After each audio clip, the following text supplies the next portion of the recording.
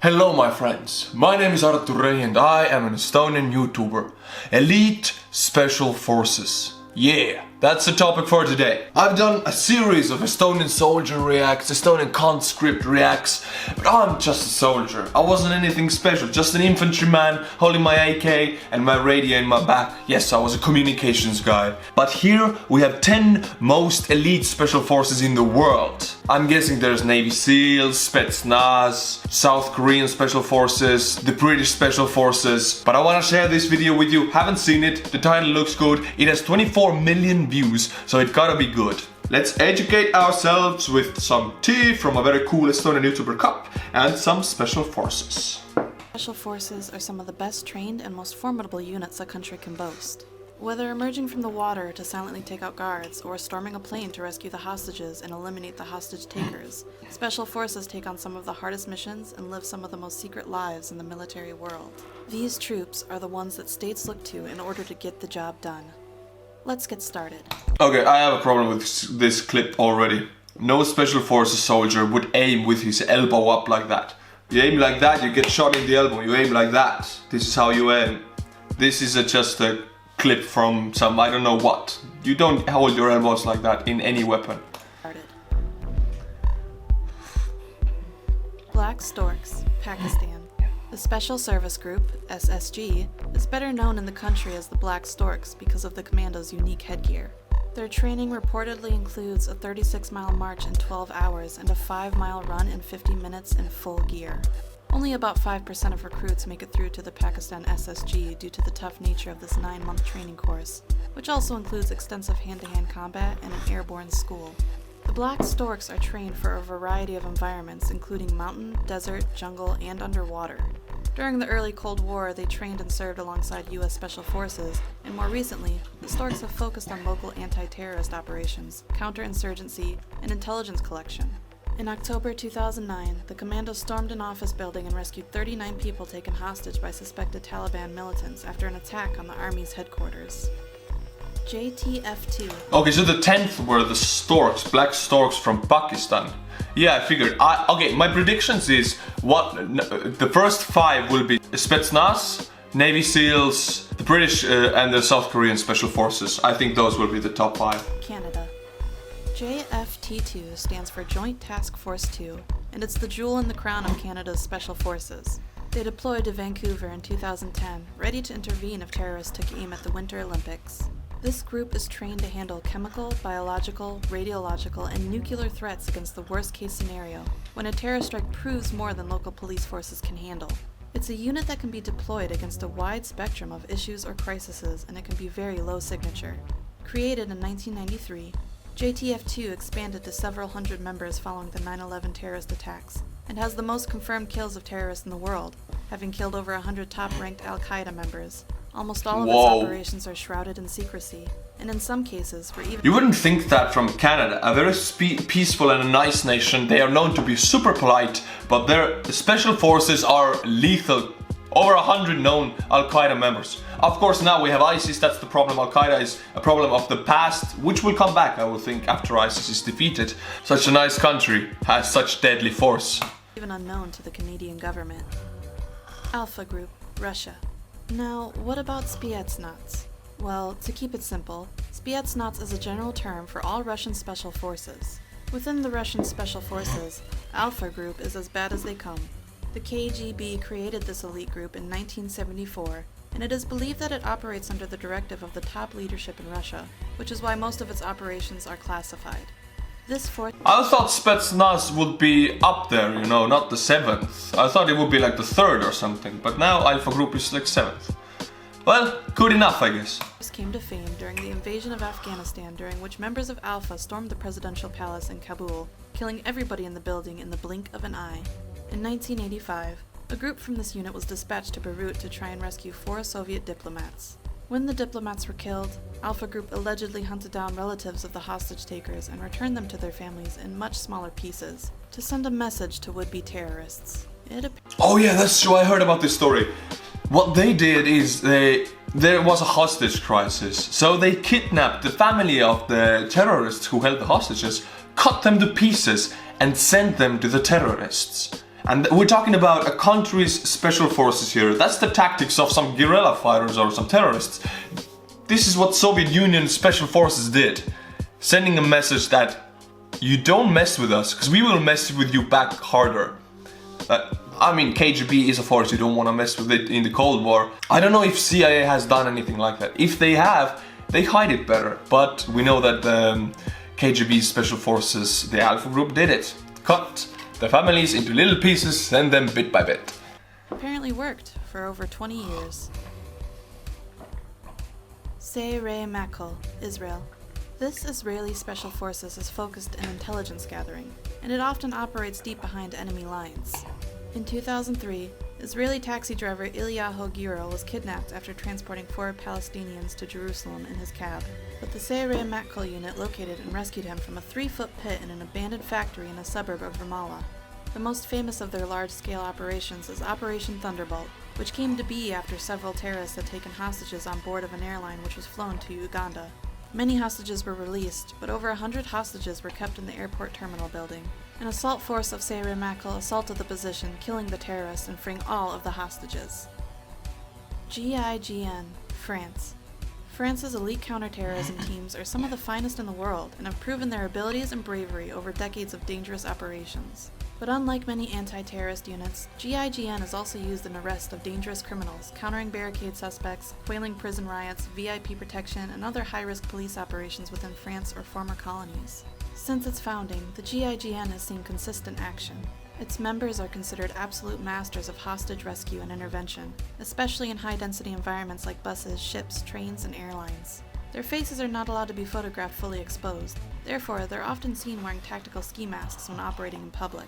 GIGN is known for innovation and technology applications. What about France's Foreign Legion? That I know I guess it's not a special forces, it's just a military unit, but a very hard trained and hard working military unit, right? And it has a reputation of like a special forces, and it should be one of the strongest military units in the world, one of the hardest ones to stay inside or endure in. And tactical methods.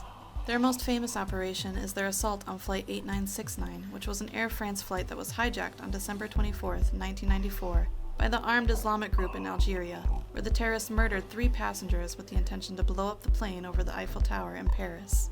When the aircraft reached Marseille, the GIGN stormed the plane and killed all 4 hijackers. The bravery of its members comes from their extreme training course. In fact, the training is so extreme that the GIGN has lost more men during training than during their 1,000+ operations. What? Damn! Like, we see it right now, it's pretty crazy. Getting shot, I guess you gotta be used to getting shot if you want yourself not to be panic in the real situation. You gotta like train getting shot. So you gotta just get shot all the time. It's really scary. If the guy misses or sneezes a little cheek, you know, you're dead. Yeah, there are a lot of memes about France, the nation that surrenders all the time and all that stuff, but this is a different thing. This is special forces, not the military. I think these guys you don't want to mess with. These guys would not surrender, you would surrender. GSG-9, Germany. The GSG-9 was formed after the failure of the German police to rescue 11 athletes kidnapped by a group of terrorists during the Munich Olympics, where all the athletes, 5 of the terrorists, and 1 police officer were killed during the rescue attempt. In their first major mission, they took a group of 4 terrorists who had hijacked a Lufthansa flight in Somalia. 3 of the terrorists were killed, and the 4th captured during the rescue, but none of the 86 hostages were killed. Between 1972 and 2003, the GSG-9 had successfully completed over 1,500 missions. 1,500? What? How can Germany have that many situations? They must be aiding from other places in the world, like 1,500 separate missions to go out with teams. Imagine if you would be the veteran that took part in all of those missions. Yeah, I've been in 1,500 missions. I know my way around a gun. I can shoot people. I mean, yeah, I know they don't sound Texas. They don't sound like Texas probably, but still. And yet only discharged a weapon 5 times, 2 of which were to shoot the attacking dogs of people they were trying to arrest. An estimated 300 to 400 people now work within the GSG-9, but the exact figure is not known. Its work today concentrates on counterterrorism, hostage situations, and disarming bombs. This is some Call of Duty Modern Warfare stuff, really. JW Grom, Poland. The Grom is the leader in Poland's anti-terrorism efforts. It was named after the Silent Unseen, which was Poland's elite World War II Special Operations Unit. The Grom began its operations in 1990, and it mostly deployed in unconventional warfare roles as they have special training in operational maneuvering response. Since the terrorist attacks of 2001, the Grom has been deployed alongside U.S. Special Operation Forces in Iraq, Afghanistan, and elsewhere. During this time, they have developed a close working relationship with the U.S. Navy SEALs and have a well-earned reputation of being one of the fiercest and most competent special forces on the planet. I'm glad that one of the Eastern European countries at least made it here. I mean, Poland is known to be one of the most successful Eastern European countries, and I'm glad to see that their Grom is on this list. We've not seen any of the Americans yet, so I guess Americans would rule this list, being number 1 and 2 or something like that. Their training includes a variety of disciplines. All of the soldiers undergo the same specialized training in anti-terrorism and special operations, as well as frogman, sniping, and parachuting. In 4-man teams, each soldier must be prepared to assume the respective responsibilities of his colleagues should it become necessary. Approximately 75% of ground personnel are trained as medics or paramedics and can speak multiple languages. In addition, each group is supported by several professional physicians. Navy SEAL Team 6. Yeah, Navy SEAL, we get it. You knew these guys were going to have to show up sometime, didn't you? The SEALs are an American Special Forces group created in 1962 which have achieved near mythical status. This is, in part, thanks to Operation Neptune Spear, the mission in which SEALs killed Osama bin Laden, the leader of Al-Qaeda in 2011. One interesting fact about this mission is that the aircrafts used in the raid were from Area 51. In fact, specially modified helicopters carried Red Squadron of SEAL Team 6 to Pakistan for the raid on Osama bin Laden's compound. The Black Hawks were fitted with top-secret radar spoofing technology, allowing U.S. forces to slip across the border unnoticed. These stealth aircrafts were developed and tested at the infamous Area 51, near Groom Lake, Nevada. SEALs will usually penetrate behind enemy lines and finish their mission before the enemy realizes that they're there. One quality that makes them so effective on land, air, or even at sea. In fact, the word SEAL stands for sea, air, and land, meaning that these soldiers can fight any form of threat, anywhere. The physical and mental strength required to make it in this force is... But why does it say Navy SEALs? Navy is Navy, but they can fight everywhere. Usually there are military groups for one specification, air, land or water, but they do everything. Imagine that training you have to go through. Even in water only you have to train so hard to learn all the tactics. Can you imagine fighting underwater? Can you learn that? It's so different than fighting on land, and you have to spend as much time to learn that. Or fighting in the air.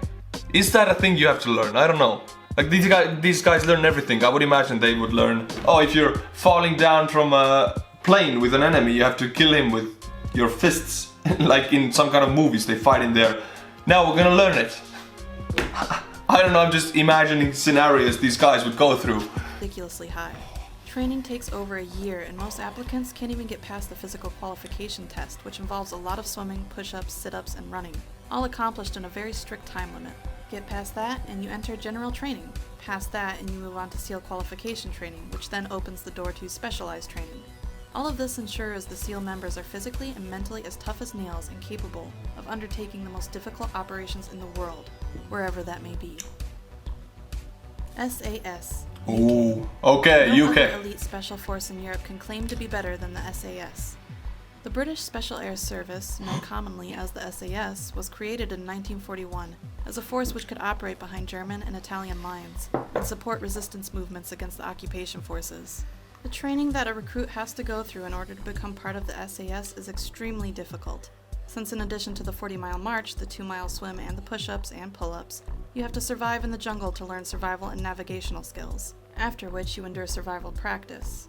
The final test is a 36-hour interrogation session meant to break the candidate's will. Not convinced this is better than the SEALs? It may help you to know that the SAS is also trained by MI5 and MI6 security and intelligence services to undertake counter-espionage operations. It's like having a SEAL and James Bond all rolled into one. The insignia That's bears cool. the phrase, "Who dares wins." Number 1. Delta Force, USA. Delta Force. What the hell? I've never heard about those guys. What the? I've heard about all of those usually, but Delta Force. Maybe in some game or something. I don't really know much about them. But US is the only country that made it 2 times into this list. This is a unit unto itself, composed of members from all branches of the military. The force is armed with cutting-edge weaponry, and its operations remain highly guarded secrets, but you can bet they're in the vanguard of any American-led operation. Its members are not called soldiers, but operators, and are said to shun the traditional philosophies of military life. They wear civilian clothes and they work for whomever needs them, for the Army, the FBI, and the CIA. It must be said, however, that neither the United States government nor the military officially acknowledges the existence of Delta Force. It's only in recent years that vague references by the government to the group's existence has been allowed to go uncensored. How? Wait. So the government is funding them, but they publicly don't say that they exist. I want in. Since its inception in 1977, stories of the Delta Force's exploits and missions have leaked out little by little, eventually forming a brief sketch of the unit. However, the group has been criticized for undertaking missions that are on the fringe of regular laws governing the military. This causes some to worry that Delta Force has more power and less accountability than any military organization in a free democracy should. Delta Force is funded out of secret government accounts, away from the public eye, and is believed to answer only to the president, making it one of the most, if not the most, elite special unit in the world. Why one of the most when we ranked it as number 1, you might ask? Well, after all, the most elite special forces are the ones that are so secretive that no one knows about their existence. They do make a good point. I think these lists here are possible because we know about these forces, and if you know about them, they're not secret anymore. Everybody knows about them, and if you know about them, you obviously know usually what they train with, what they do, the stories behind them. But if there are forces that we haven't heard of, they're so successful that they do the mission, no one knew who did it, they was successful, so you can't really speak about it because you're dead. There's no information to be leaked out, so you will remain secret. I'm sure the list goes on, we just don't know about it. This was a cool video, now I know more about special forces, but I'm surprised that any Asian forces didn't get in, or... I know South Korean forces to be very professional and very, feared in the world. Also some South American special forces perhaps, they have to fight gang wars and terrorism and everything there is basically, and they didn't make it in the list. Well, any list, no list is perfect, so yeah, let's go with that. My friends, if you do like these videos I make, if you want to support the channel, the best way to do it is to become a Patreon or to buy the merch, or if you can, do both. Yeah, both links are in the description below. I do hope you do it, and as always, until my next video, stay cool and bye bye. Hello my friends, my name is Artur. You are not worthy. What? Who's speaking? I am you, but the next and improved generation. What do you mean the next generation? I'm not an iPhone. You can't have a next generation person. Look to your left. No, the other left. That is the next generation person. Yes, you are behind in time, but I can help you. How? See that mug? It has magical Estonian powers. Yeah? Get that mug, drink tea from it, and you will be upgraded to the newest version. That sounds super sketchy, man. I'm fading away now. Away! Away!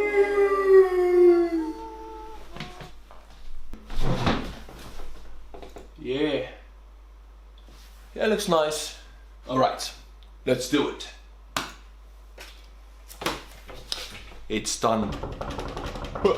That's fast.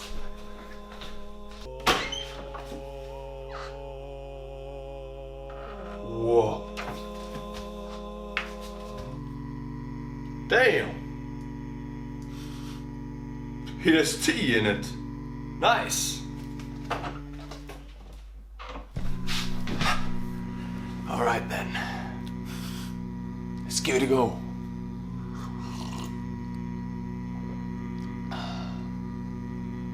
Whoa. Whoa. Damn, brother. I feel pretty good. Until my next video, my friends, go and get the magical Estonian cup. The link's in the description below. Stay cool. Bye bye. Pagan souls, sacred groves from beginning of time. It has been our home. Look right up in the sky. You will see the stars and hear this cry. Hey.